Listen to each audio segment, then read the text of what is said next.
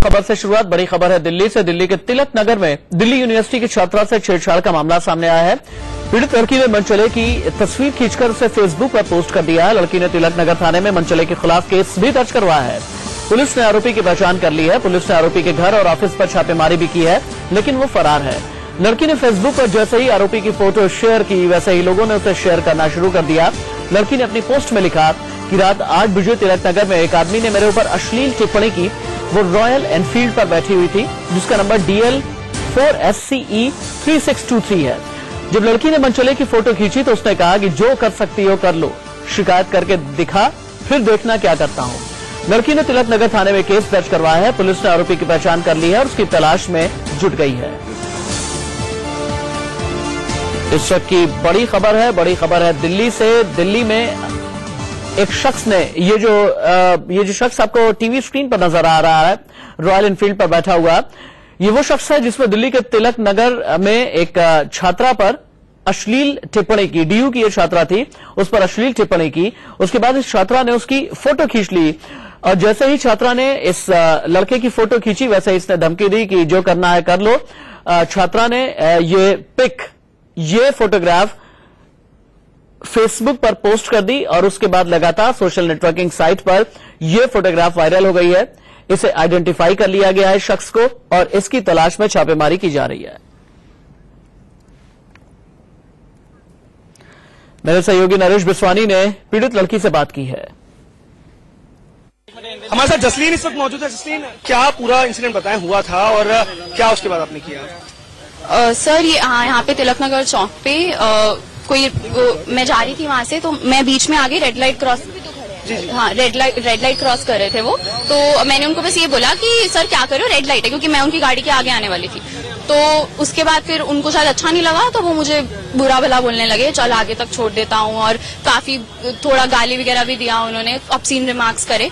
मुझे पसंद नहीं आया, तो मैं उनकी गाड़ी के आगे खड़ी थी, तो मैंने उनकी नंबर प्लेट की फोटो और उनकी फोटो उसी वक्त ले ली। जब मैंने उनकी फोटो ली तो फिर उन्होंने मुझे थ्रेटन करा कि तू फोटो लेके तो देख, तू कंप्लेन करके तो देख मैं क्या करता हूँ। कल मुझे लगा कि नहीं, सिर्फ गुस्सा करने से तो कुछ होगा नहीं, और अगर हम सिर्फ उस चीज को वहीं इग्नोर कर देंगे, वो चीज और बढ़ेगी, वो इंसान फिर से वो करेगा। अभी अगर उस इंसान को सजा होगी या एटलीस्ट उसे पुलिस अरेस्ट करके वार्निंग भी देगी, उसको इस पुलिस स्टेशन में आना पड़ेगा, उसके पेरेंट्स देखेंगे कि उनका बेटा बाहर रोड पे जाके क्या कर रहा है, तो एक बहुत ही स्ट्रांग मैसेज जाएगा कि नहीं, हमें एक्सेप्टेबल नहीं है और हमारे पास लॉ है, हमारे पास सिस्टम है, हम बहुत कुछ कर सकते हैं। आपने बताया कि फोटोग्राफ खींची थी, उसकी फोटो आपने ले ली थी, तो क्या फोटो फेसबुक पे अपलोड करने के बाद पुलिस हरकत में आई?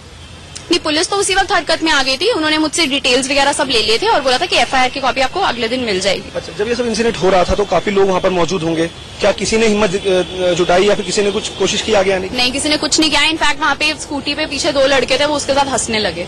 तो ये तो और भी शर्म की बात है उन 2 लड़कों के, उस लड़के के लिए तो है ही, उन 2 लड़कों के लिए भी, और आई थिंक वहाँ पे जो आसपास लोग खड़े थे उनके लिए भी ये बहुत ही शर्म की बात है। आपने पहले भी ऐसी घटनाएं आपके साथ हो चुकी हैं, पहले आपने कभी भी ऐसे आगे आने की कोशिश नहीं की, इस बार काफी हिम्मत आपने जुटाई है, और आप महिलाओं से क्या कहना चाहेंगी कि वो भी आगे इस तरह की हिम्मत जुटाएं? बिल्कुल, मैं यही कहना चाहूंगी कि ऐसी चीजों को इग्नोर ना करें, क्योंकि जितना हम इग्नोर करते हैं उतना उनका कॉन्फिडेंस बढ़ता है। वो फिर करेंगे कि कुछ हो ही नहीं रहा है, अगर कोई एक्शन नहीं लिया जाएगा कॉन्फिडेंस बढ़ेगा।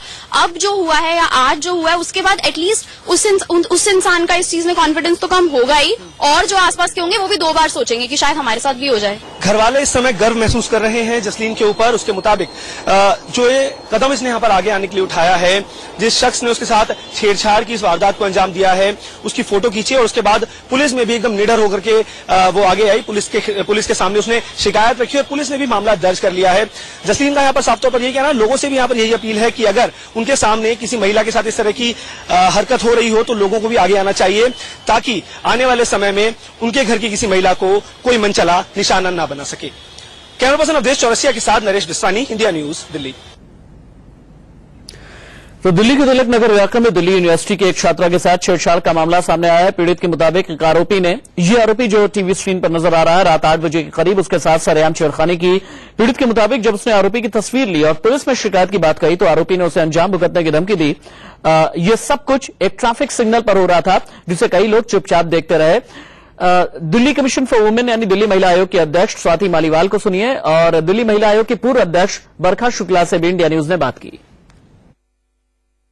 पहली बात तो मैं उस लड़की को कांग्रेचुलेट करूंगी कि वो डरी नहीं और इतनी बड़ी धमकी के बावजूद वो पुलिस स्टेशन गई और उसने अपनी कंप्लेंट रजिस्टर कराई है। बहुत ही गलत बात है, बहुत ही दयनीय बात है कि अगर एक लड़की आपके सामने, आप उसके साथ हो रहा है, तो हम क्या ये नहीं देख सकते कि वो हो सकता है हमारी बहन हो सकता है हमारी बीवी हो, कल जब हमारे लोगों के साथ होगा तब हम क्या करेंगे। तो ये बहुत गलत बात है। वो जो 20 लोग वहां खड़े थे और तमाशा देख रहे थे, ये उनके लिए बहुत शर्मनाक बात है। सबसे जो बुरी बात है जो हमारे समाज में आज पैदा हो रही है कि आस पड़ोस में खड़े हुए लोग अपराध होते हुए देखते हैं और कोई बोलता नहीं है। ये बहुत ही एक शर्म की बात है और दिल्ली देश की राजधानी है, यहाँ पे अगर इस तरह से होगा तो मैं समझती हूँ कि हमारे हिंदुस्तान में हम कहीं भी महफूज नहीं होंगी औरतें।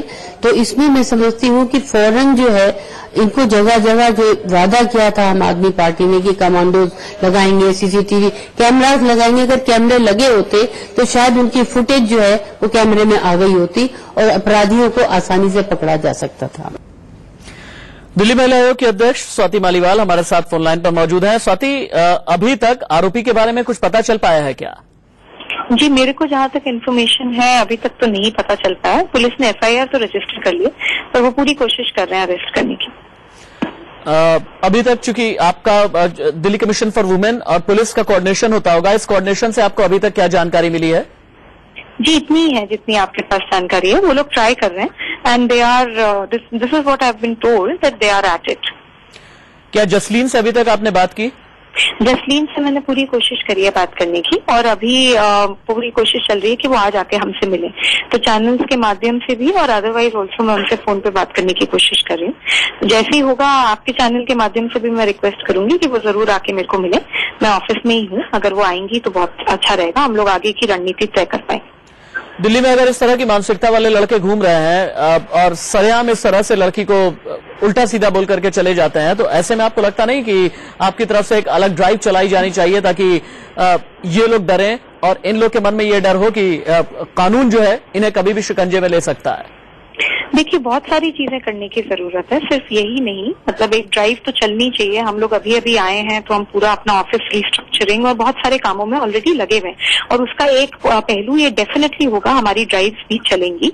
बट जो इम्पोर्टेंट चीज है वो ये है कि आप वहां देखिए, वहां 20 लड़के और भी खड़े थे, पर अब एक आम सी बात हो गई है कि अगर एक लड़की को छेड़ा जा रहा है तो शायद इतनी बड़ी बात नहीं है कि वो 20 लड़कों में से किसी को भी उन्होंने ये जहमत नहीं उठाई कि इस बात में वो आगे बढ़े। तो ये बहुत बड़ी बात है।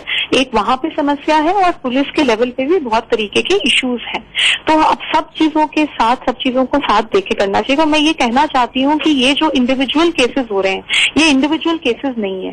ये छेड़खानियां, ये रेप, ये मर्डर, ये पूरे सिस्टम, पूरे सोसाइटी का रेप और मर्डर और छेड़खानी हो रहा है। ये सिर्फ एक लड़की का नहीं हो रहा। और ये बहुत ही दुख की बात है कि लड़के अगर कोई वहां खड़े हैं या कोई और लड़कियां भी खड़ी हैं, अगर वो वहां पे सिर्फ उसको देख के और इग्नोर कर देती हैं और डर के मारे आगे नहीं आती, तो ये मतलब शर्मनाक बात है पूरी दिल्ली के लिए।